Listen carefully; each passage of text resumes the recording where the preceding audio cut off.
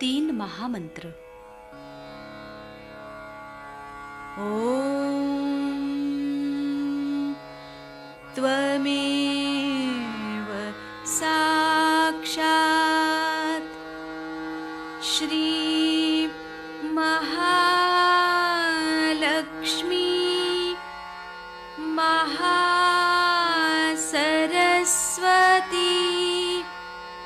महाकाली त्रिगुणात्मिका कुंडलिनी साक्षात् श्री आदिशक्ति माताजी श्री निर्मला देव्यै नमो नमः। ॐ त्वमेव साक्षात् श्री कल्की साक्षात् श्री आदिशक्ति माताजी श्री निर्मला देव्यै नमो नमः। ॐ त्वमेव साक्षात् श्री कल्की साक्षात् श्री सहस्रार स्वामिनी मोक्षप्रदायिनी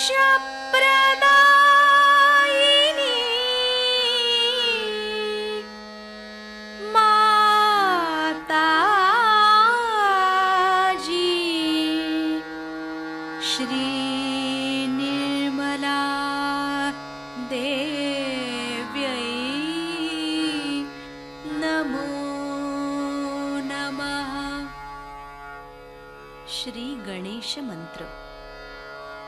ओम त्वमेव साक्षात् श्री गणेश साक्षात् श्री आदिशक्ति माताजी श्री निर्मला देव्यै नमो नमः।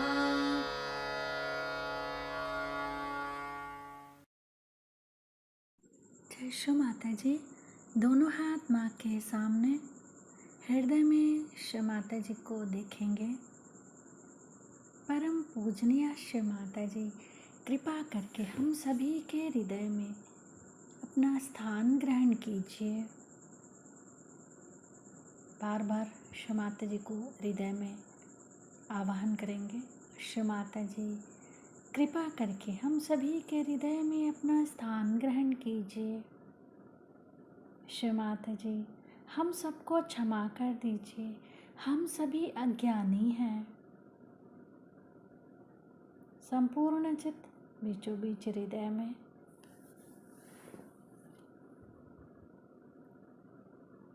क्षमा रूपेण संस्थिता या देवी सर्वभूतेषु क्षमा रूपेण संस्थिता नमस्तस्यै नमस्तस्यै नमस्तस्यै नमो नमः।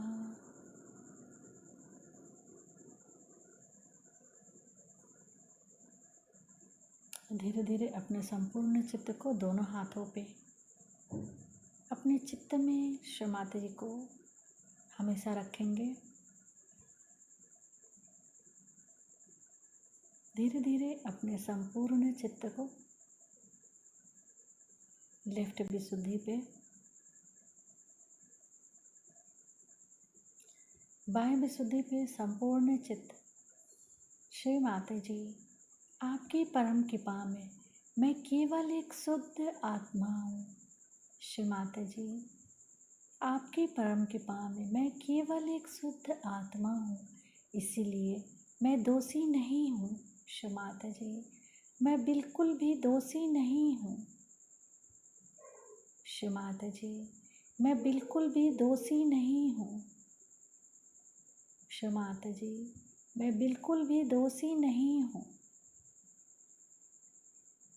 संपूर्ण चित्त बाह्य विशुद्धि पे ही श्री विष्णु माया मंत्र ओम त्वमेव साक्षात् श्री विष्णु माया साक्षात् श्री आदि शक्ति माता जी श्री निर्मला देव्यै नमो नमः।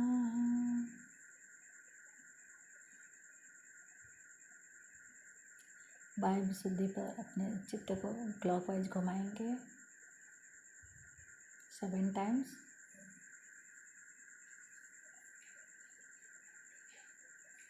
श्री माता जी, आप ही ने तो हमें आत्मा बनाया है, हमें सभी प्रकार के दोष भावनाओं से मुक्त कीजिए। श्री माता जी, कृपा करके हमें सभी प्रकार के दोष भावनाओं से मुक्त कीजिए।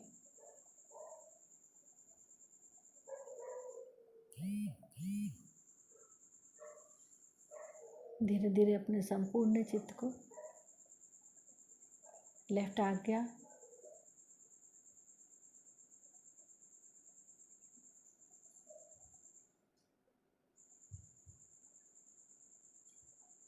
फिर सहस्त्रार। सहस्त्रार पे माँ के श्री चरण कमलों को देखेंगे। माँ के श्री चरण कमलों की परिक्रमा सहस्त्रार पे करेंगे 7 टाइम्स।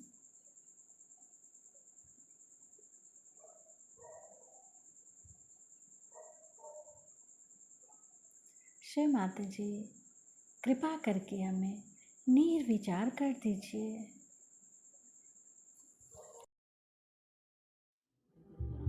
हाँ, आपका क्या हाल है? इस तरह से हाथ करके सब लोग बैठे, इस तरह से बिल्कुल सहज सरल बैठे। इसमें कोई दिक्कत नहीं होनी चाहिए बैठने में भी, या कहीं कोई प्रेशर नहीं हो बॉडी में। आराम से पैर ठीक करने के ऐसे सीधे दोनों पैर आराम से, बिल्कुल आराम से बैठिए इस तरह से। आज मैंने आपसे सवेरे बताया था कि कुंडलिनी के सबसे पहले चक्र पे गणेश जी बैठते हैं। श्री गणेश का स्थान है और श्री गणेश ये पवित्रता के द्योतक हैं। पवित्रता स्वयं साक्षात है। ये तो पहला चक्र हुआ। और ये चक्र जो है कुंडलिनी से नीचे, वो कुंडलिनी की रक्षा ही नहीं करता है, लेकिन वो चक्र कुंडलिनी में जो लोग जाते हैं उनके ओर पूरी तरह से सतर्क रहता है। इस रास्ते से कोई भी कुंडलिनी को नहीं छू सकता। आज सवेरे मैंने आपसे बताया था कि इस रास्ते से जो लोग कोशिश करते हैं वो बड़ा ही महान पाप करते हैं। हालांकि उससे थोड़ा बहुत रुपया पैसा कमा सकते हैं, लेकिन अपने लिए जो पूंजी इकट्ठी करते हैं वो सारी ही एक दिन बहुत क्लेशकारी हो जाए।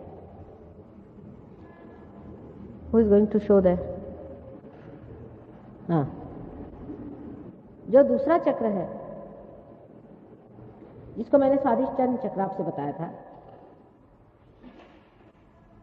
इससे हम विचार करते हैं। क्योंकि जब हम बुद्धि से विचार करते हैं, जब हम अपने दिमाग से विचार करते हैं, तो इस दिमाग की जो मेद है, इसे फैट ग्लैबुल्स कहते हैं, जो चर्बी है वो चर्बी पेट की चर्बी से बनती है। पेट की चर्बी को ये चक्र सर की चर्बी बनाता है। इसलिए विचार करते वक्त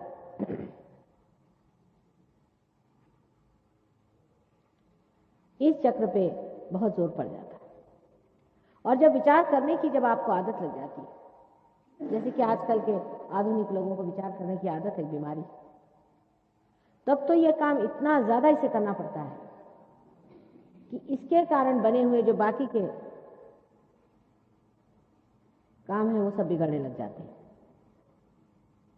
जैसे मैंने कहा था कि डायबिटीज इसी कारण हो जाता है, क्योंकि पैंक्रियाज भी इसी से संचालित होता है। और क्योंकि ये चक्र दूसरी चीज में व्यस्त हो जाता है, जो दूसरी कार्य की उसकी जगह है वो कमजोर हो जाती है। उसमें से एक पैंक्रियास भी है, उसमें से एक स्प्लीन भी है, लीवर का ऊपरी हिस्सा भी है, किडनी भी है।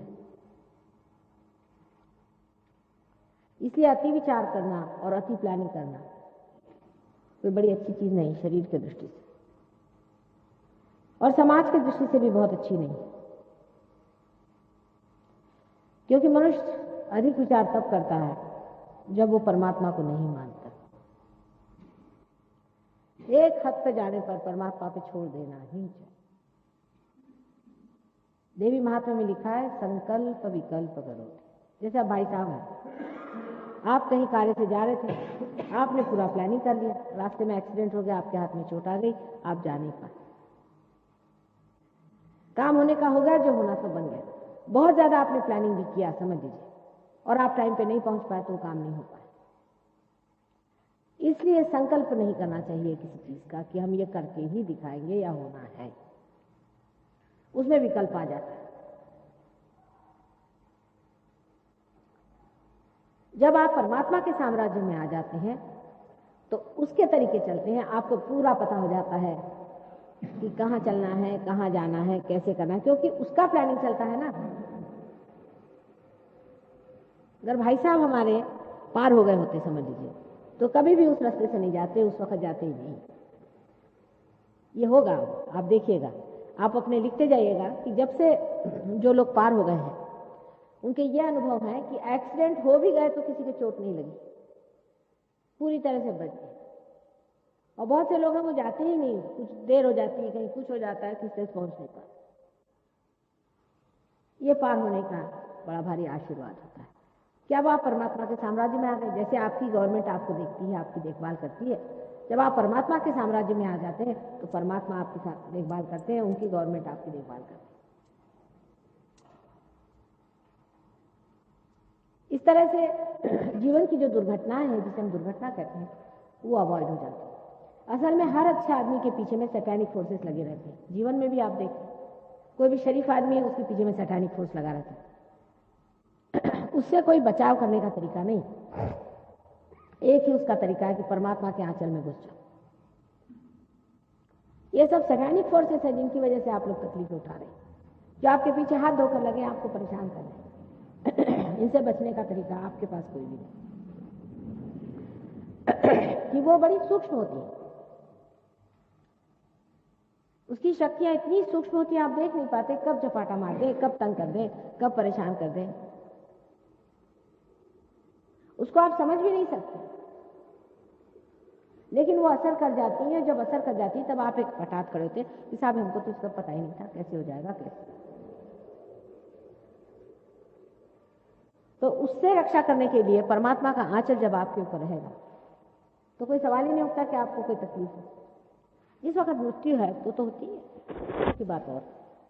लेकिन आदमी जब पार हो जाता है तो उसकी मृत्यु नाक मुंह से नहीं होती, उसके सहस्रार से होती है। उसके मुंह में, नाक में खून नहीं आता। अभी तक हमारे सहयोग में आपको आश्चर्य होगा कि सिर्फ 1 या 2 आदमी मरे, हजारों लोगों को हम जानते हैं, वो भी सब 70 साल 75 साल की उम्र के। एक तो 98 साल के मरे और एक 73 साल के मरे। दीर्घायु भी आप हो जाते हैं। अकस्मात मृत्यु जो होती है ये सब सैटानिक फोर्सेस से होती है, क्योंकि आपको उनका अंदाज नहीं, वो किसी वक्त आके आपके ऊपर हाथ मारती हैं और उसलिए आप दुखी होते हैं। और सारी चीज वो गड़बड़ कर देंगे, क्योंकि उनका अपना प्लानिंग रहता है। आपने कोई अच्छा ही काम करने का प्लानिंग किया होगा, लेकिन वो बीच में हाथ मार डाले। लेकिन अगर आपने पहले से प्लानिंग नहीं किया हुआ, वो आपके मन को पढ़ सकती है। जो सैटानिक फोर्सेस होती हैं वो आपके मन को खूब अच्छे से पढ़ लेती है। यहां तक उनका है कि अगर आप उससे कुछ बातचीत करें तो कोई आदमी आपको मिलेगा, बता देगा मुझे पता है माता जी से आपकी क्या बातचीत हुई। वो आपके मन को पढ़ सकते हैं, फौरन बता देंगे कि हाँ आपकी आपस में बातचीत हुई थी, क्योंकि आपने सारा प्लानिंग किया हुआ है आपके मन में। वो आपके मन को पढ़ लेते हैं, उनको पता है कि आप इस रास्ते से ऐसे ऐसे जाना है, उनको आपका सारा भेद पता है, वो आप पे असर करते हैं।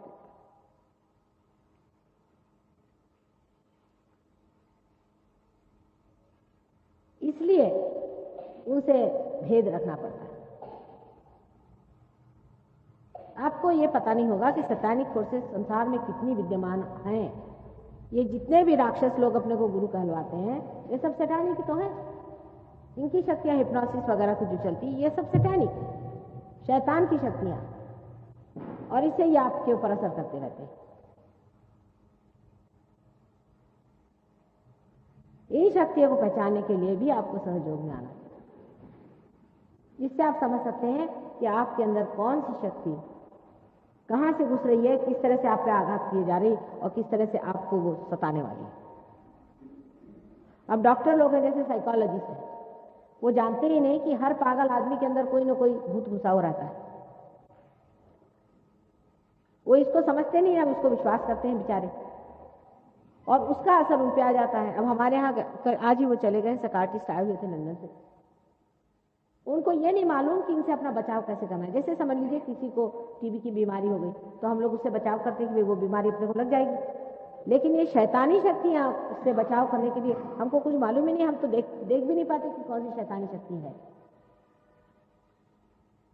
हमारे जो बुजुर्ग थे वो इसको जानते थे, लेकिन हम लोग हो गए अंग्रेज, जैसे मैंने कहा, तो हम लोग इस चीज को नहीं जानते कि शैतानी शक्तियां संसार में किस तरह से कार्यान्वित होती हैं और किस तरह से हमें परेशान करती हैं। लेकिन इसकी मात है, परमात्मा के आगे कोई भी चीज शक्तिशाली नहीं, सबसे शक्तिशाली चीज परमात्मा है। और जब आप परमात्मा के बंदे हो जाते हैं तो वो आपको देखता है और आपको संभालता है। वैसे भी वो आपको संभालते रहते ही हैं, इसलिए थोड़ी मोटी चोट लग जाएगी किसी शरीफ आदमी को, छोटा मोटा हो जाएगा, जैसे आपके हो गया। छोटे बच्चों को आप जानते हैं, ऊपर से बच्चे गिर जाते हैं, उनको कहते हैं देवदूत उठा ले। खासकर विशेष करके जो बच्चे प्रबुद्ध होते हैं, जैसे ये बच्ची है, अब ये पैदाइशी रियलाइज हो रहा है, ऐसे बहुत से बच्चे हैं, ये बचपन से बीमार रहेंगे क्योंकि इनके ऊपर हमेशा शैतानी हल्ला होता है। हमारे अंदर जो लेफ्ट साइड और राइट साइड की जो दोनों नाड़ियां मैंने आपको बताई थी सवेरे, उसे एक साइड में जब लेफ्ट में आप जाते हैं तो कलेक्टिव सबकॉन्शियस है, मैंने सामूहिक सुप्त चेतन, और अगर राइट साइड में आप जाते हैं तो कलेक्टिव सुप्रा कॉन्शियस। लेफ्ट साइड में ऐसे लोग रहते हैं मरे हुए कलेक्टिव सबकॉन्शियस में कि जो अभी तक तृप्त नहीं, आपको परेशानी हो रही तो जो अभी तक तृप्त नहीं है, और जिनकी आत्माएं अभी भटक रही है, लेकिन जो बहुत ही गंदे किस्म के, छोटे किस्म के, चोर उचक्के ऐसे लोग। और दूसरे किस्म के जो लोग होते हैं, जो बहुत महत्वाकांक्षी होते हैं, एम्बिशियस लोग होते हैं, जैसे हिटलर स्टाइल के लोग, ये भी दूसरे साइड में अपने होते हैं, कलेक्टिव सामूहिक। आज एक साहब ने मुझसे कहा कि आप मुझे मंत्र दीजिए माता जी। जो लोग मंत्र देते हैं बड़े धोखे में आपको रखते हैं, आपको पता होना चाहिए। जैसे आपको किसी ने राम का मंत्र दे दिया, आप तो कभी पूछेंगे नहीं कि भाई हमें राम का मंत्र तुमने क्यों दिया। अब आप रटने लगे राम राम राम राम राम। अब राम जो है वो कोई आपके नौकर तो है ना, उनको आप बुला रहे हैं, पुकार रहे हैं, आपका क्या अधिकार है? सोचने की बात है कि जब आपको अधिकार ही नहीं तो आपको बुला कैसे रहा। एक छोटी सी चीज है, हमारे प्राइम मिनिस्टर साहब अभी हैं, उनको अगर आपको मिलना है तो क्या आप उनके पास सीधे जा करके कह सकते हैं कि मुराद जी हमसे बात करिए? उनको मिलने के लिए प्रोटोकॉल होता है, 17 जगह आप जाइए, दौड़िए, इनसे मिलिए, उनसे मिलिए, तब मिल सकते हैं। और जो प्राइम मिनिस्टर हैं वो इतने सस्ते मिल जाएंगे आपको कि आप बस पुकारने लग जाए, वो आके हाजिर हो जाए। हो सकता है राम नाम का कोई नौकर ही हो इधर या उधर फंसा हुआ, जो आपके अंदर घुस आता है और आपको एकदम ऐसा लगता है कि वाह भाई मेरे को तो बड़ी शांति मिल गई, क्योंकि उसने आपका काम ले लिया, वो आपके अंदर आ गया, आपको लगा वाह साहब मेरा तो काम बड़ा जबरदस्त हो रहा है। यह आपने जाना नहीं कि आपने अपने को नहीं खोजा है, ये कोई दूसरा ही अपने ऊपर लाद दिया। और ये जो दूसरा लादा हुआ आदमी है, इसको अपने एक ही शरीर पर आप लाने चले जा रहे हैं। 5-6 साल बाद आप देखिए आपका शरीर यूं थर लटलटाएगा और आदमी कमजोर हो जाता है। इन शक्तियों से भी परिचित होने की बहुत जरूरत है। सहयोग में आने के बाद जब आपके वाइब्रेशंस आते हैं तब आप देख सकते हैं कि आसपास में किस तरह की शैतानी शक्तियां भी चलती हैं और परमात्मा की शक्ति किस तरह से आपको हर चीज में कामयाब कराती हुई किस तरह से आगे बढ़ाती और किस तरह से वो रास्ता ढूंढ करके और आपको सही रास्ते पर पहुंचा देती। ये देखने लायक चीज। इसके अनेक अनुभव लोगों को आए हैं और आपको भी आएंगे, इसलिए आप पार हो लीजिए और इस चीज को प्राप्त करें। मैंने आपको नाभि चक्र के बारे में भी बताया था कि इस चक्र में हमारी जो खोज है उसके बीज है। जब जानवर खाना खोजता है वो भी इसी वजह से, और इंसान जब परमात्मा खोजता है वो भी इसी वजह से। परमात्मा को खोजना भी मनुष्य के अंदर ही निहित बना हुआ है। इसकी खोज उसके अंदर है, वो चाहे माने या चाहे न माने। जब तक इसको वो पूरा खोज नहीं लेगा उसको तृप्ति नहीं आने वाली। वो अपने को भूखा रखे थोड़ी देर, लेकिन उसको चैन नहीं आने वाली। उसको परमात्मा को खोज के निकालना पड़ेगा। और जब वो परमात्मा को खोजने निकलता है तब चारों तरफ हो जाता है। आप जानते हैं किस तरह के लोग संसार में आकर के परमात्मा के नाम पे कोई भी चीज बेचने के लिए तैयार हो जाते हैं और किस तरह से गलत सलत झूठ चीज आपको बेचते हैं और उनके बारे में कुछ भी कहिए, उनके बारे में इतना अखबारों में निकलता है, छपता है, तो भी में चले जाते हैं। क्यों जाते? क्योंकि एक तरह की मंत्रमुग्धता है, इतना एक झूठ है, उस झूठ को मानिए और उस झूठ से छुट्टी नहीं पा सकते। बहुत मुश्किल हो जाता है उनको झूठ से छुट्टी पाना। इसके चारों ओर जो आप देख रहे हैं हरा रंग आदि बनाया हुआ है, यही भवसागर है। मनुष्य के अंदर भी ये भवसागर है। इस भवसागर को पार करने के लिए कुंडलिनी को कोई न कोई सोपान, कोई न कोई ब्रिज बनना चाहिए और उस ब्रिज को सिर्फ सहयोग में घटित होता है कि जब आप मेरी ओर हाथ किए हुए हैं या किसी भी आप ऐसे रियलाइज सोल की तरफ हाथ करेंगे तो जो आपके अंदर में चैतन्य की लहरें जाती हैं वो आपके हाथ से गुजर करके नीचे में वहां पर एक सोपान बना देता है। उस सोपान से ही कुंडलिनी ऊपर में चढ़ के आ जाती है। लेकिन अगर इसमें कुछ खराबी हो, इस सोपान में या आपके नाभि चक्र पे या इसके चारों तरफ फैले हुए इस भवसागर में जहां की गुरु के स्थान है, अपने यहाँ 10 गुरु माने गए हैं असल में। इसको कि प्राइमोर्डियल मास्टर कह सकते हैं, जिसके बारे में मैंने आज बताया था आपसे। लेकिन झूठे गुरु भी बहुत है, बहुत ज्यादा गुरु हैं झूठे। और जिस आदमी ने किसी भी झूठ का पल्ला पकड़ा है उसके लिए कुंडलिनी यहाँ से चलती नहीं, वहीं अटक जाती। उसके 2 चक्र पकड़ते, नाभि और ये। उस पर अगर किसी से पूछा जाए कि आपके गुरु कौन है तो उन्होंने बताया साहब फलाने ढोंगानंद भंगानंद जो भी नंद हो, नाम तो ऐसे उनके रखते हैं कि भगवान ही बेचारा थे, फलाने हमारे गुरु। अच्छा, तो कहा जाए कि भाई वो गुरु तो ठीक नहीं है क्योंकि आपकी कुंडलिनी रुकती है नाभि पर। अब आप हमारे पास पार होने के लिए आए हैं ना, आप अपना इलाज कराने के लिए आए समझ लीजिए। अब आपने कोई बदपरहेजी की तो हमें बताना होगा या नहीं। आपको अगर डॉक्टर कहे कि देखिए आपने खट्टा खाया इसलिए आपको नुकसान हो गया तो क्या आप डॉक्टर से लड़ेंगे कि नहीं साहब डॉक्टर खट्टा खाना ही ठीक है? ये तो पागलपन की निशानी। लेकिन उस गुरु को लेकर के झगड़ा खड़ा कर देंगे। जब 1 मिनट में इस बात को मान लें कि हाँ अगर हमारे गुरु ठीक होते तो आज हम पार होते। माँ ने कहा है कि जो असल गुरु होगा तो हम तो उसके शिष्यों से पहचानते, उसके कुंडलिनी से पहचानते। हम तो किसी भी गुरु को नहीं जानते थे। जैसे कोई हमारे सामने आता था हम समझ जाते हैं कि ये कौन से गुरु के चेले आए हुए हैं। जैसे महाराष्ट्र में एक गुरु थे, वो बहुत अपने को समझते थे, सन्यासी थे। अपने को सन्यासी लोगों से हम लोग बड़े अभिभूत रहते हैं, सोचते हैं वाह वाह वाह वाह सन्यासी आदमी आ गए। तो बस सन्यासियों से तो मैं इतनी घबराती हूँ, मैंने आपसे बताया कि सन्यासियों से बहुत दूर रहना।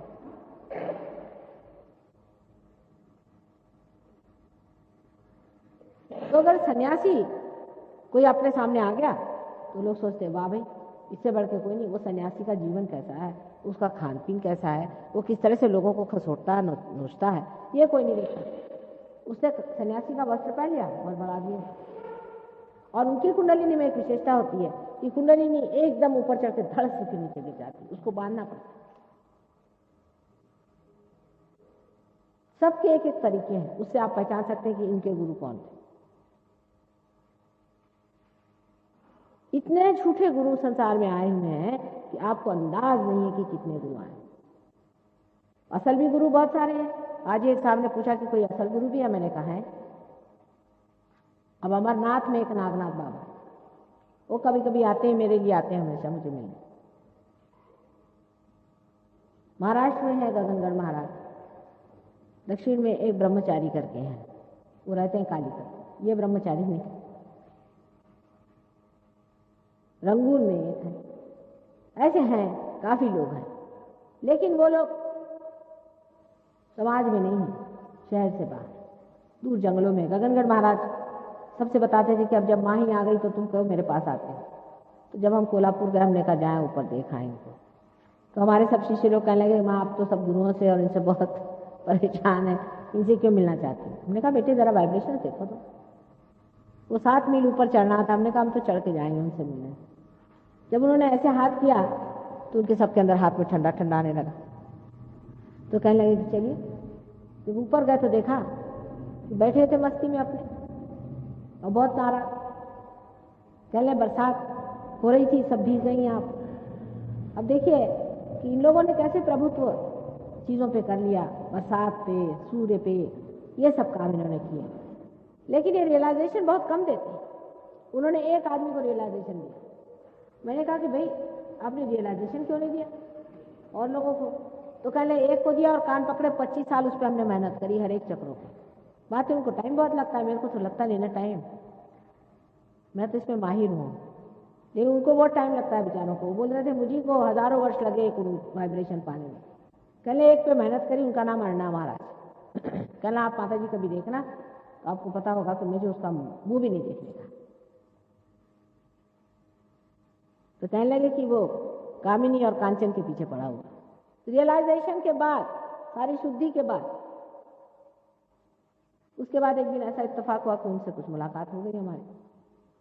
किसी के यहाँ आए हुए थे, बदतमीजी शुरू थी उनकी पूरी समय, औरतें औरतें भी लेके बैठे हुए थे। तो हमें कहने लगे कि हमारे महाराज जो हैं आप मुंबई आते हैं आपसे मिलने के लिए। उनकी 108 वर्ष की उम्र है इन महाराज की, जिनकी बता।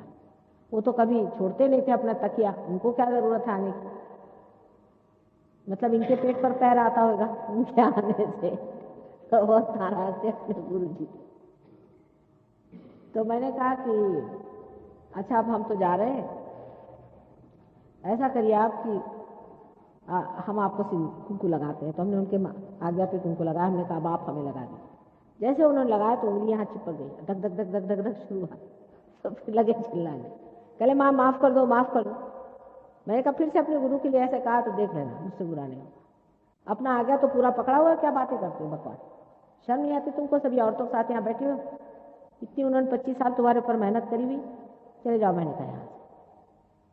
लेकिन बाद में उन औरतों ने बताया कि उन लोगों से सबसे 2.25 लाख सोना और 125 रुपया सब ले लिया। उसके बाद मैंने उनसे कहा आप जब आए तो उनको 1.25 जूता मारना। कहना कि हमारी श्रद्धा इससे 125 की है, लेकिन हमारे हाथ दुखेंगे तो 1.25 जूता तुमको मारेंगे। माने वो तो रियलाइजेशन के बाद भी इतनी बदतमीजी करते थे। तो जो रियलाइज ही नहीं है, जिन्होंने यही शुरू से प्लान कर लिया कि किसको कैसा लूटे और किसको घसोटे, ये तो पक्के चोर बिलंदर हैं। बहुत से लोग जेल से छूटने के बाद ही गुरु बन जाते हैं। आप लोग हैं कहाँ? उससे नाराज होने की कोई बात नहीं।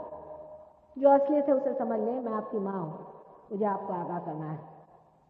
हर एक गली कूचे में एक एक गुरु बैठा है, अगर आप उनका पता लगाएं, बाकी अगर पुलिस लगा दे इनके पीछे में सबको, तो पता हो जाएगा कि आधे 50% लोग जो जेल से निकले हुए घूम रहे हैं। बम्बई वाले यहाँ आएंगे, यहाँ वाले बम्बई जाते हैं। इससे अच्छा और कौन सा तरीका होता है लोगों को ठगने का, जिसे रावण ने सीता जी को तक ठग लिया था। जितनी भी बदसूरत चीज हो उसको ढकने के लिए बहुत खूबसूरत चीज उस पर लगा दीजिए, वो चीज ढक जाती। आपसे भी बढ़ के विदेश के लोग हैं बेचारे, बड़े सीधे हैं। वो कहते हैं कि वो तो कह रहे हैं वो भगवान है। अरे मैंने कहा वो कहने को लगता क्या है, ये जबान है, कह दिया। कहले उन्होंने तो पेपर में छपवा दिया। मैंने कहा लगता क्या, पेपर में पैसा दे दिया, उन्होंने छपा दिया। भाई वो कह रहे हैं इसका मतलब हो गया वो सत्य ही, क्योंकि ये लोग इस तरह के हैं, इसलिए सोचते हैं कि हम लोग भी जो कहते हैं उसका कुछ माने होता है। यहाँ तो किसी कहने से कुछ लगता ही नहीं। तो ये जो गुरु का अंदर अपने यहाँ जो बना हुआ है, जहाँ मैंने भवसागर बताया होगा, ये बहुत जरूरी चीज है, इसको समझ लेना चाहिए। और इसलिए हम तो सबको खुलेआम कहते हैं, हर एक के बारे में हमने 1970 से हम खुलेआम सबके बारे में कह रहे हैं, नाम ले करके सबको, और बता रहे हैं कि ये क्या क्या गड़बड़ करते हैं खुलेआम। लेकिन किसी की आज तक हिम्मत नहीं हुई कि ना हमारे ऊपर किसी ने केस की, ना किसी ने पुलिस में दर्ज किया, ना कुछ। खुलेआम सबके नाम ले करके हम बता रहे हैं कि ये किस कदर के बदमाश लोग, किसी की हिम्मत नहीं। हालांकि सब लोग हमें आकर कहते हैं कि माँ तुमको नहीं मालूम मैं तुम्हारा मर्डर कर देंगे। मैंने कहा करे तो मैं देखू तो कौन करता मेरा मर्डर। ना किसी ने शिकायत की, ना किसी एक अक्षर हमारे विरोध में कोई नहीं बोलता, क्योंकि इनको मालूम, इनकी सारी पोल पट्टियां मुझे मालूम। लेकिन इनके शिष्य जरूर ऐसे होते हैं कि जो मेरे से खिलाफत कर लेते हैं, पर वो लोग नहीं, वो लोग चुप्पी साधे बैठे। सब एक से एक बिलंदर है और सब आपको लूट रहे हैं, बेवकूफ बना रहे हैं। इसलिए सजग हो जाएं और सतर्क हो जाएं, इनके चक्कर में ना। और इसलिए बुरा मानने की कोई बात नहीं। माँ है, माँ सब बात सही सही बताएगी और आपसे पूरी बात बताएगी, चाहे आप बुरा माने चाहे भला बनाए। मेरे लिए तो बड़ा अच्छा है, सबको अच्छा कहते फिरो, बस आप लोग नाराज ही नहीं होंगे। वो लोग तो किसी को बुरा भला नहीं कहते, वो क्यों कहें, उनको आपको जेब से मतलब,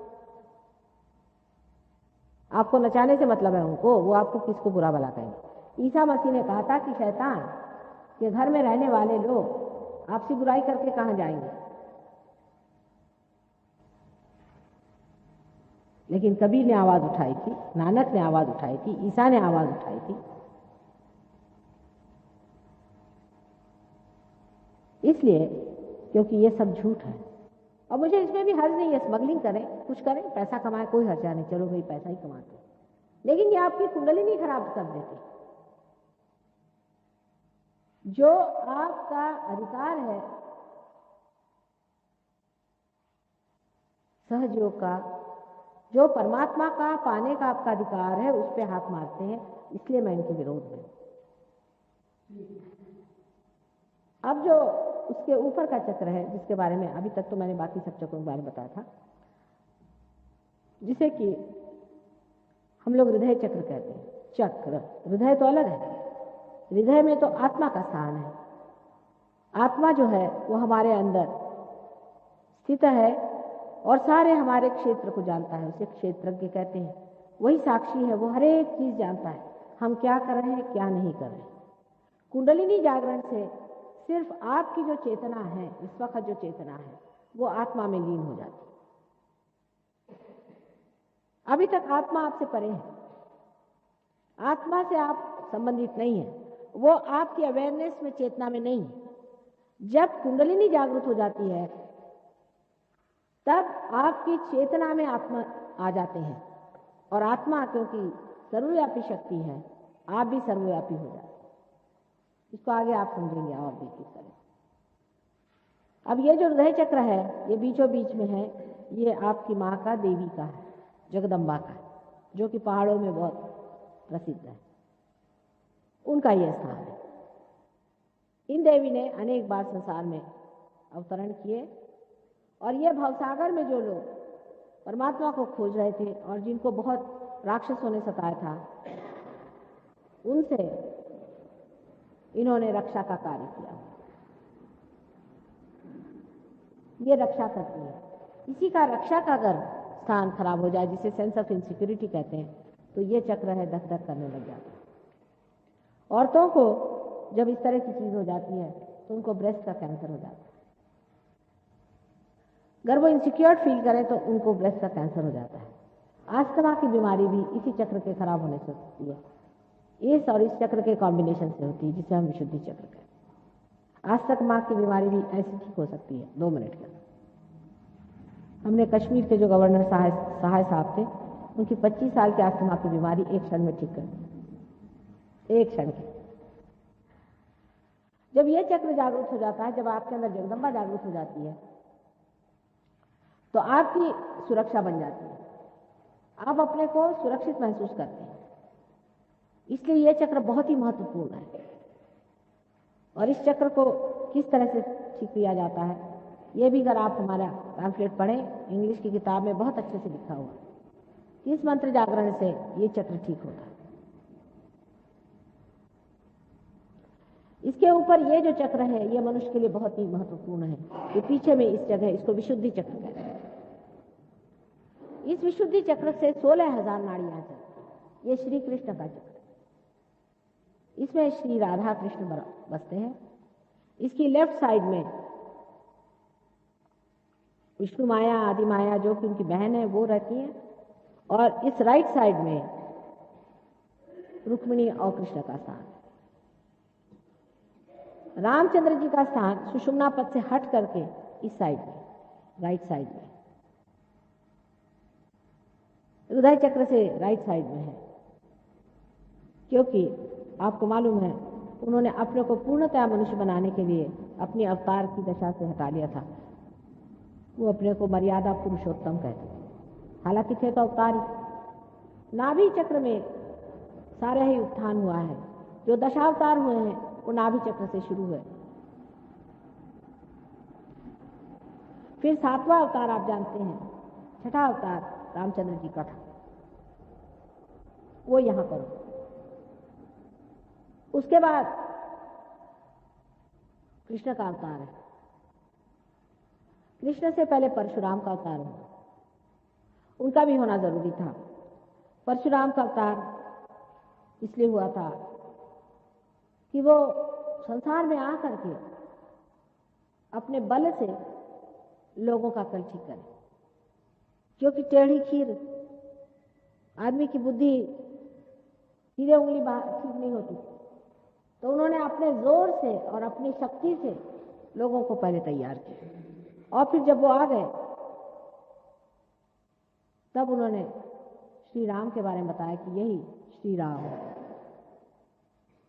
इस प्रकार दोनों की दोनों साथ आए थे, इसलिए बताने के लिए क्योंकि ये पुरुषोत्तम थे, क्योंकि ये मनुष्य के जैसे रहते थे। इसके बारे में बताने के लिए ही परशुराम का अत्यंत जाज्वल्य ऐसा अवतरण उनके साथ ही हुआ था। उसके बाद श्री कृष्ण का अवतार हमारे विशुद्धि चक्र पे हुआ है। ये विशुद्धि चक्र एक बड़ी महान चीज है। मनुष्य ने जब अपनी गर्दन जानवर से ऊपर उठा ली, तब वो मानव हो गया, तभी ये चक्र घटित हुआ है। श्री कृष्ण जो है, ये विराट स्वरूप है। समझ लीजिए, ये एक विराट है, और इस विराट के अंदर आप छोटी छोटी पेशियां हैं। आप भी विराट के स्वरूप हैं। आप जब जागृत हो जाते हैं तो आप विराट से संबंधित हो जाते हैं।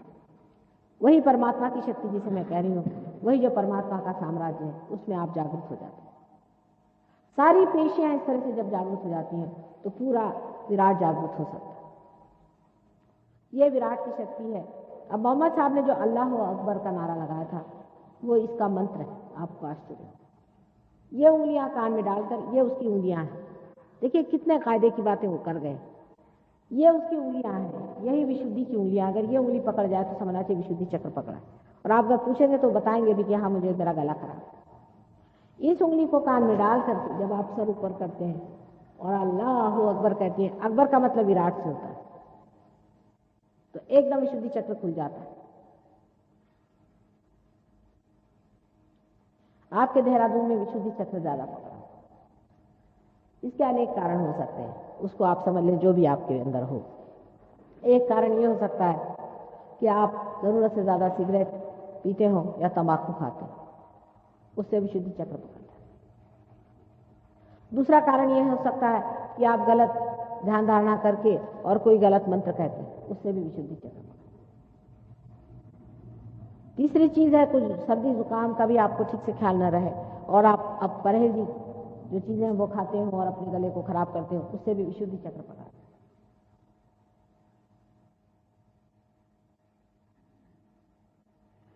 विशुद्धि चक्र इससे भी पकड़ा जाता है जब आदमी अपने को बहुत छोटा समझता है। जब वो ये सोचता है कि वो विराट का कोई हिस्सा नहीं है, जब वो ये नहीं समझ पाता कि अगर वो बूंद भी है तो वो सागर हो सकता है, तब भी विशुद्धि चक्र पकड़ता है, जिसको कहते हैं न्यूनगंड, इंफीरियरिटी कॉम्प्लेक्स। पांचवी चीज है, जब उसको माँ बहन का ख्याल नहीं रहता है, तब उसकी लेफ्ट विशुद्धि पकड़ जाती है। या जो आदमी बहुत क्रोध से बातें करता है और दुष्टता से व्यवहार करता है, उसका भी विशुद्धि पकड़ जाता है। ऐसे अनेक कारण हैं, उसमें से जो भी कारण हो उससे हमें मतलब नहीं।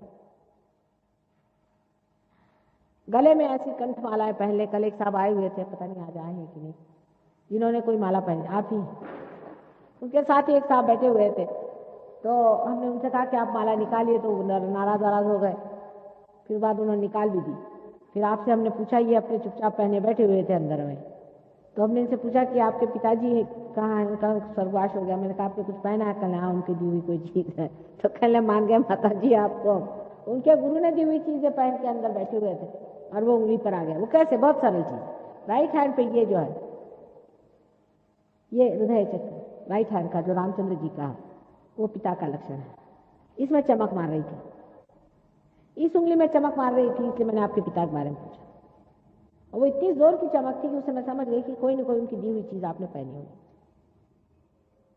या आप भी समझ लेंगे। वो तो उन लड़कियों ने से ही बता दिया था, मैंने तो बताया नहीं, पहले लड़कियों ने आपसे बता दिया।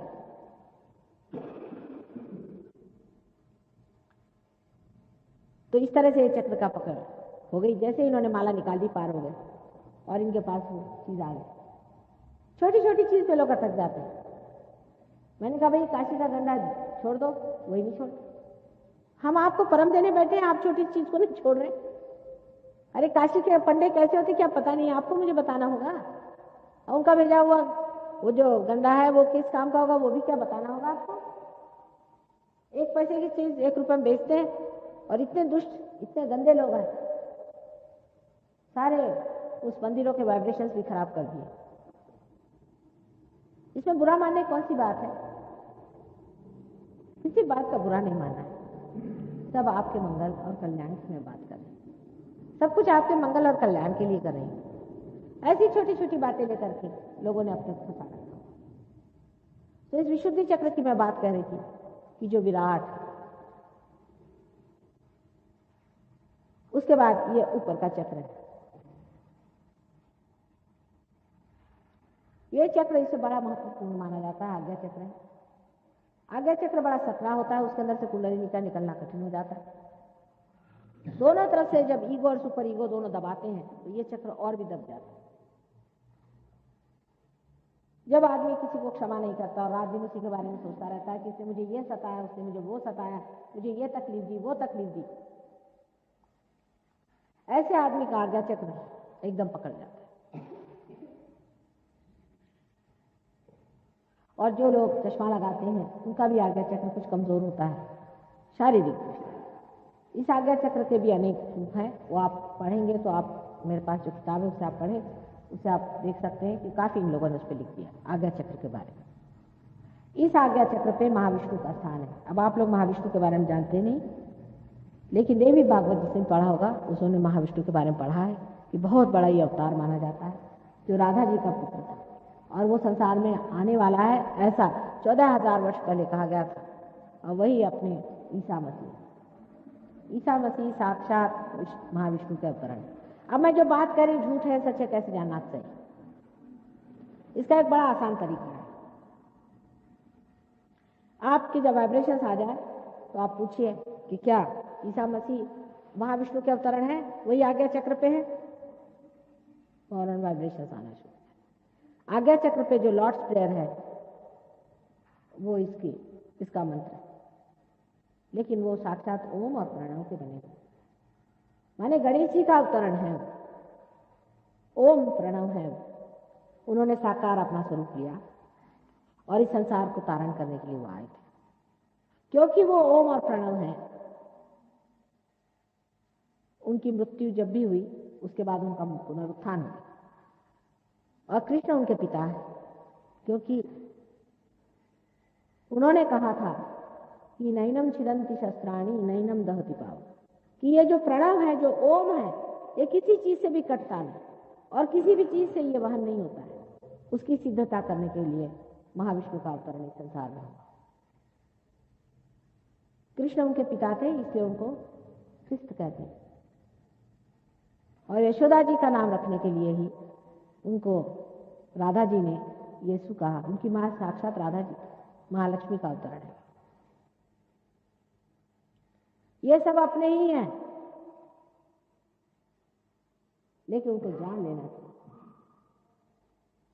लेकिन प्रणव निराकार है, ओम निराकार है, और साकार निराकार लेकर के बड़ा झगड़ा लोगों ने खड़ा करा हुआ।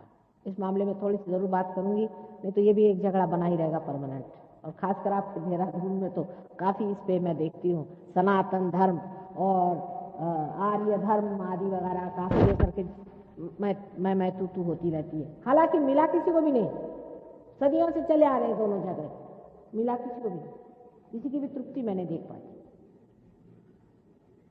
अब निराकार साकार की बात थोड़ी सी समझा दें तो ये झगड़े भी खत्म हो जाए। जिस वक्त हमारी पिंगला नाड़ी बनाई गई, जो कि हम देख रहे हैं हमारे राइट साइड में है, उस वक्त ये 5 तत्व जो थे उनको जागरूक करने की बात थी। आप 5 तत्व जानते हैं जिससे सारी सृष्टि बनाई, इनको जागरूक करना था। इसीलिए यज्ञ वगैरह हमारे वेदों में किए गए, श्रुतियां पढ़ी गई। यज्ञों में ये जो 5 तत्व है उसको जागरूक किया गया, जैसे मैंने सवेरे बताया था। ये 5 तत्व जागरूक करना जरूरी थे। अग्नि को जागरूक करना था, पानी को जागरूक करना था, क्योंकि इनकी जागृति के कारण ही मनुष्य उनको इस्तेमाल कर सकता था। उसके बाद ही खेती बाड़ी शुरू हुई। आपका साइंस भी उसी वजह से मनुष्य के दिमाग में आया। अगर हमारी पिंगला नाड़ी अगर जागरूक न होती तो हम कभी भी साइंस न खोज पाते, न ही हम ये समझ पाते कि इन 5 तत्वों को हम किस तरह से इस्तेमाल करें, बिजली कैसे बनाएं और किस तरह से हम इस अग्नि को इस्तेमाल करें। अग्नि का तक हमें पता ना आता कि हम अग्नि भी न बना पाए।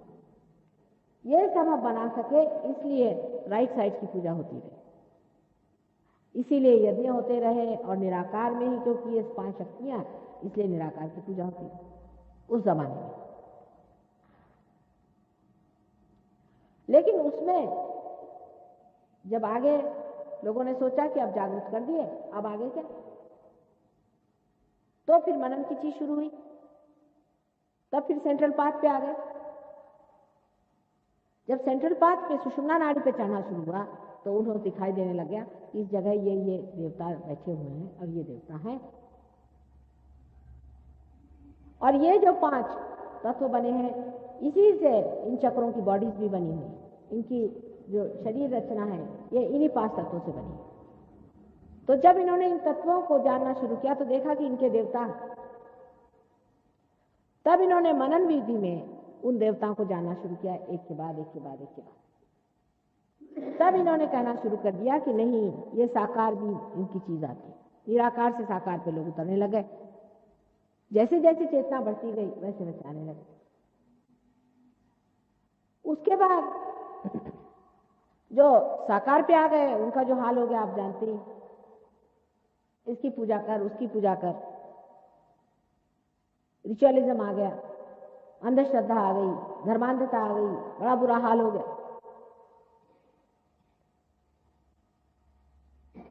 तब फिर एक बड़ा भारी आंदोलन हुआ। इतना ही नहीं, मोहम्मद साहब जैसे लोग संसार में पैदा हुए, क्राइस्ट संसार में आए, इन्होंने सबने कहा कि निराकार ही की पूजा, साकार को खत्म करो। हालांकि बड़ा गोपनीय है सब कुछ लिखना। बाइबल में लिखा हुआ है कि जो कुछ पृथ्वी ने बनाया हुआ है और जो कुछ आकाश ने बनाया है उसका प्रतिरूप न बनाइए। ये बड़ी मार्मिक चीज है। इसको अगर ईसाई लोग समझे तो समझ ले कि मूर्ति पूजा क्या है। अब पृथ्वी ने कौन सी चीज बनाई हुई बताइए आप, उसकी प्रतिरूप करके उसकी पूजा नहीं करना चाहिए। पृथ्वी ने जितने भी स्वयंभू लिंग है ये बनाए हुए हैं। अभी ईसाइयों से कहिए कि जितने स्वयंभू लिंग है ये पृथ्वी ने स्वयं बनाए हैं, और इसके प्रतिरूप आप कोई भी बनाए वो पूजनीय होता ही नहीं, क्योंकि इम्परफेक्ट है। इसका भी एक कोएफिशिएंस होता है, इस आकार का भी एक कोएफिशिएंस होता है। उस आकार के कारण ही चैतन्य बहता है, और हुबेहूब वैसा आकार बनाना असंभव, और जो बनाता है वो भी रियलाइज सोल होना चाहिए, और वो उसे बेचना नहीं चाहिए उसको। इसलिए जितनी भी मूर्तियों की हम पूजा करते हैं अधिक सब इस हिसाब से 0। अब आप जाकर के देखें, रंजना का एक गणेश जी है, बिल्कुल गणेश की रूप है, बिल्कुल गणेश का, और ये पृथ्वी के अंदर से निकले हों, किसी ने उनको हाथ भी नहीं लगाया। अभी अनादिकाल से बात चली आ रही, मैं खुद देखने गई, इतने वाइब्रेशन उस गणपति में है, जैसे कि कोई जागरूक वहां समाधि लगाई हुई हो, इस तरह से उनमें जागरूक वाइब्रेशन आते हैं। इसीलिए कहा गया था कि उसके प्रतिरूप मूर्ति न बना। अब हम लोग हैं, इसको देखिए वही मूर्ति बनाने बैठ जाता, हर एक चीज की मूर्ति बना करके बैठ गए, उसको पूजने बैठ गए। उसका कोएफिशिएंट है या नहीं, उसमें चैतन्य है या नहीं, वो जागरूक है या नहीं, इसको तो हम देखते हैं। इसलिए मूर्ति पूजा का खंडन इस तरह से उन दिनों में ईसा मसीह के समय में हुआ, क्योंकि मूर्ति का मतलब यह गए वहां पर पैर पड़ना शुरू कर दिया, ये करना। अब काबा के अंदर जो पत्थर है वो साक्षात शिवलिंग है, पृथ्वी से निकला हुआ शिवलिंग है वो, उसे मोहम्मद साहब जानते थे।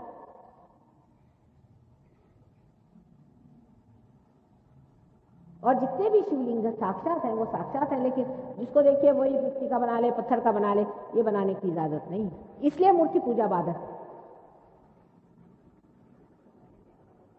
अब मूर्ति पूजा के विरोध में जो लोग बोलते हैं वो वहां तक सही है कि मूर्ति पूजा,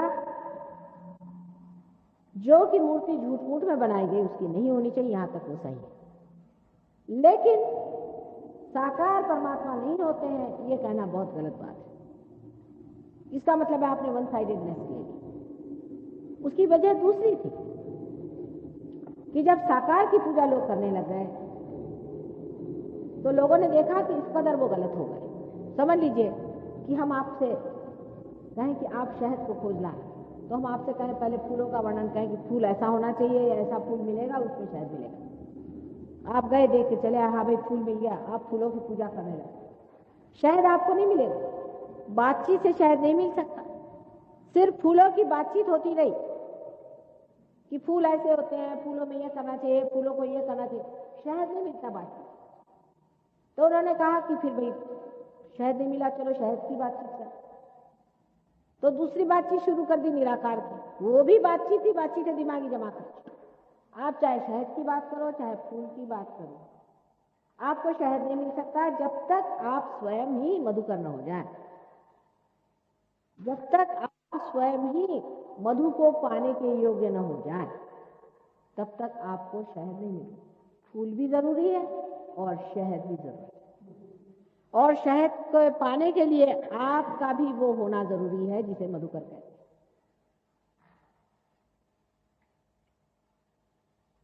अब ये झगड़ेबाजी की बात है कि हर चीज को लेकर झगड़ा खड़ा करें। सत्य एक है, उसमें कभी झगड़ा नहीं होता। अब उस जमाने में, जो पहले जमाने में जबकि सिर्फ हम अपने 5 तत्वों को प्रबुद्ध कर रहे थे, उस चीज को लेकर के और आज झगड़ा खड़ा करने की कोई जरूरत नहीं। जो बीच की बात हो चुकी है, ये भी बिल्कुल सही है कि परमेश्वर अवतार स्वरूप होते हैं, वो अवतार लेते हैं संसार में आ करके और मनुष्य का उद्धार करते हैं, ये भी बिल्कुल सनातन बात है। और यज्ञ करना भी सनातन बात है, जिसके कारण आप ये 5 एलिमेंट्स हैं अपने अंदर उसकी शुद्धि करें, क्योंकि अगर आपके चक्र शुद्ध नहीं हुए तो मेरा कहना भी व्यर्थ हुआ। वो भी जरूरी चीज है और आत्मा का जानना भी जरूरी है। अगर इसको समझ ले तो सारा झगड़ा खत्म हो जाए और व्यर्थ की बकवास कर करके हजारों किताबें लिख करके जिस तरह से आप लोगों ने झगड़ा खड़ा कर दिया है वो सब बेकार। अब कल ही एक साहब आए थे तो कह ले मैं गायत्री मंत्र कहता हूँ। भाई क्यों कहते हैं आप गायत्री मंत्र? वो पार नहीं हो पा रहे। मैंने कहा कि अच्छा आप कहिए कि आप गायत्री देवी के बारे में पूछें। कहले हम तो मानते नहीं वो साकार होती। अरे आप मानते नहीं तो किस आधार पे नहीं मानते? क्योंकि आप आर्य समाजी फैमिली में पैदा हो गए, आप आर्य समाजी बन गए। मनुष्य की स्वतंत्रता कहाँ गई? क्योंकि आप हिंदू पैदा हो गए, आप हिंदू बन गए। हो सकता था आप मुसलमान पैदा हो जाते, हो सकता था आप कहीं अफ्रीका में पैदा हो सकते थे। जब आपका पुनर्जन्म है ही तो आप कहीं भी पैदा हुए होंगे। शायद हो सकता है आप पूर्व जन्म में बड़े कट्टर मुसलमान होंगे और आज बड़े कट्टर आप ब्राह्मण बने बैठे, हो सकता है। और होता ही है, एक अति से आदमी दूसरी अति में हमेशा उतरता है। एक कट्टरता को लेकर चलता है तो दूसरी कट्टरता में उतरता है। सत्य कट्टर नहीं है, सत्य साक्षात है। इसका साक्षात कराना चाहिए। सूझबूझ इसमें है, सुज्ञता इसमें है, इसमें विस्तार कि वो जो सत्य है उसे हमें पाने का है, उसी को हमें लेने का है, और असत्य हम नहीं चाहते। आज यही हो रहा है। आपके जो जवान बच्चे हैं ये परमात्मा पे विश्वास नहीं करते। उनको मेरी बात भी बेकार लगती शुरू में। सभी विश्व में ये बात आप ही की बात ये नहीं, आपसे कहीं अधिक और जगह ये हो गया, कहीं अधिक और जगह हो गया है कि जहां लोगों ने परमात्मा से विश्वास छोड़ दिया। अल्जीरिया के एक हमारे शिष्य हैं, इंजीनियर हैं, वो हमारे पास आए थे, मुसलमान हैं वो लोग सब। वहाँ के जितने भी पढ़े लिखे लड़के हैं, इंजीनियर, डॉक्टर्स, आर्किटेक्ट्स वगैरह, उनको परमात्मा में विश्वास नहीं। उनमें से ये महाशय जी थे। ये किसी तरह से हमारे पास आ गए और पार हो गए। एक विश्वास को धर्मांधता से निकल करके और अविश्वास के और जब मनुष्य झुकता है तो बीचों बीच सहयोग से पकड़ सकता है। जब उन्हें साक्षात हो गया, आज उन्होंने 500 वहां अपने डिसाइपल्स बनाए हुए अल्जीरिया में, जो कि मुसलमान हैं, जो कि विष्णु की भी पूजा करते हैं और मोहम्मद को भी जानते हैं। इसलिए नहीं कि मैंने कहा है, उसके बगैर काम ही नहीं बनता। अगर आपके पेट के कैंसर है और अगर आप धर्मांध हैं तो आपको मोहम्मद साहब का नाम लेना पड़ेगा। आप नहीं लीजिएगा तो मैं ठीक नहीं कर सकता। और अगर आप मुसलमान हैं और आपको कैंसर है पेट का, तो आपको दत्तात्रेय जी का नाम लेना पड़ेगा और विष्णु जी का नाम लेना पड़ेगा, चाहे आप मुसलमान हो चाहे कोई। किसी का कोई ठेका नहीं होता है कि ये भगवान मेरे हैं, वो भगवान मेरे हैं। उनको समझा नहीं, बूझा नहीं और बना लिया। अब तो धर्म का राजकारण जब बन गया तो अब तो भगवान ही बेचारे। जो लोग राजकारण में धर्म ला के बात करते हैं उनसे पूछे आप क्या धर्म के बारे में कुछ जानते भी हैं? धर्म का राजकारण नहीं बन सकता।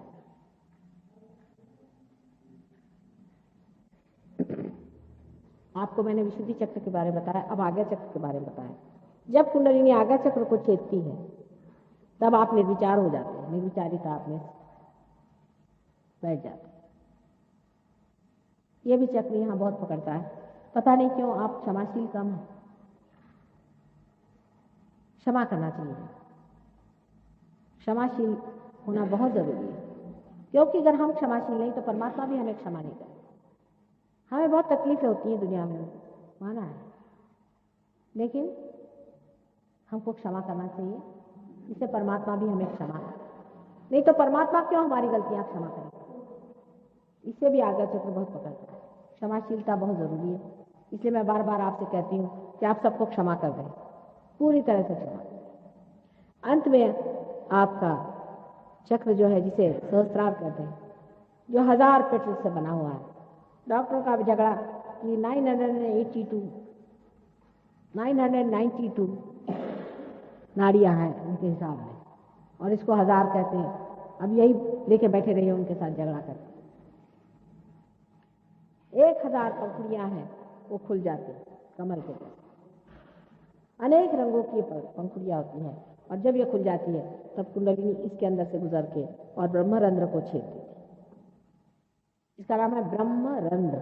रंध्र माने छेद, और ब्रह्म का, ब्रह्म माने सर्वव्यापी जो शक्ति जो कार्यान्वित होती, परमात्मा की जो शक्ति जो सर्वव्यापी है, जो आपके अंदर निहित है। और जैसे ही ये छेद देती, आपके अंदर वो शक्ति स्थापित हो जाती। आप भी बता सकते हैं कि उसके अंदर क्या प्रॉब्लम है। ये सामूहिकता आपके अंदर जागरूक होती है, इसमें कोई लेक्चर नहीं देने की बात।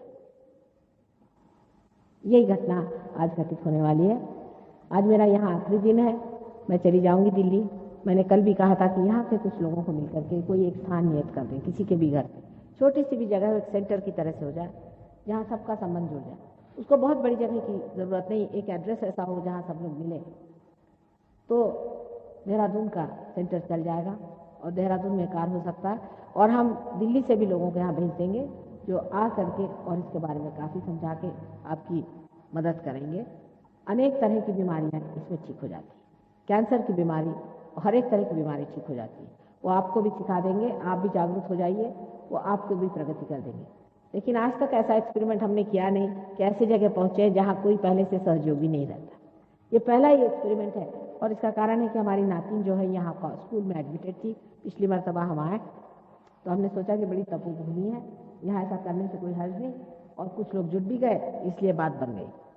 लेकिन आप में से कोई एक ऐसा एड्रेस हो जहाँ पर सब लोग मिल सकते हैं, साधारण घर हो तो भी चल जाएगा, ऐसा एक एड्रेस आप लोग सब मिल करके जो यहाँ पार हो जाए वो कर दें। और इस तरह की एक चीज़ चला देनी चाहिए जो शहर के अंदर हो, बहुत दूर न रहे। उसके बाद बाहर से लोग आते रहेंगे, आप उनसे पूरी तरह से गाइडेंस ले सकते हैं और आगे बढ़।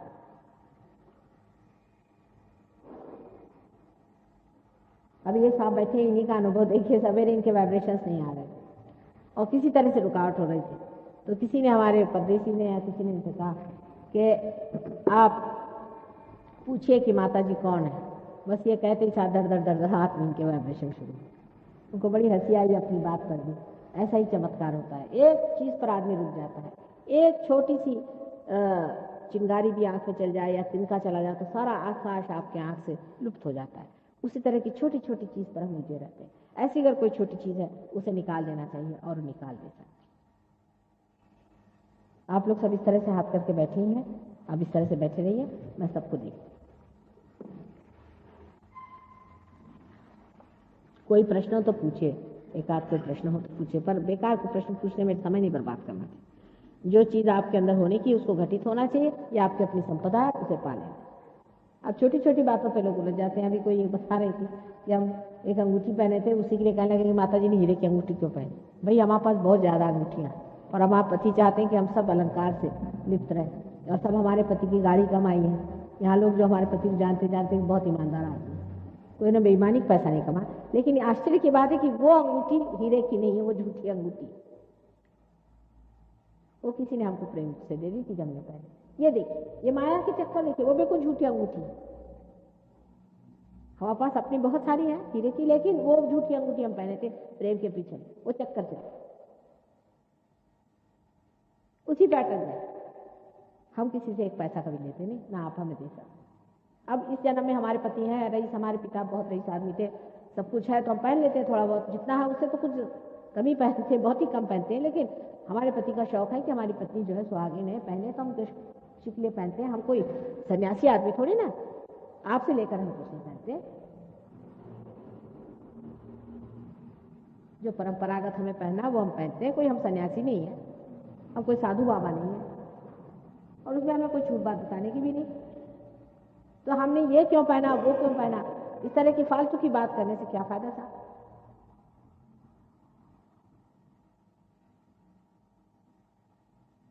इसकी सब जो खबर रखते हैं वो लोग चोर होते हैं, इसलिए रखते हैं, वो सब सर्कस चलाते हैं, वो सब ढोंग बना के क्लाउन बन के आपके सामने खड़े हो जाते हैं और आप उसी से अभिभूत हो जाते हैं।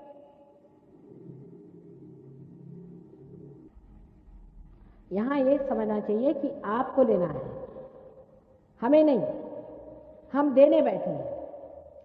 आपको नहीं मिला तो आपका डिस्क्रेडिट है, आपके लिए वो गलत रहेगा, आपके लिए नुकसान दे रहेगा, हमारे लिए नहीं।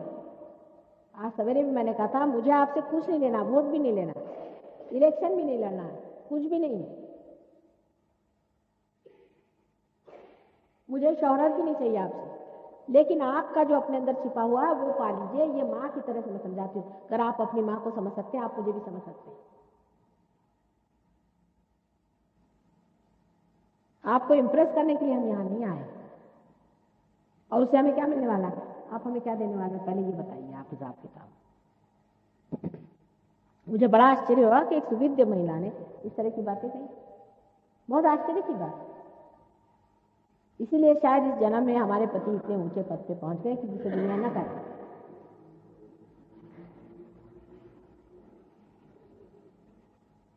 क्योंकि लोग इतने बेवकूफ होते हैं, इस कदर बेवकूफ होते हैं कि सत्य को कभी पहचाना ही नहीं चाहते।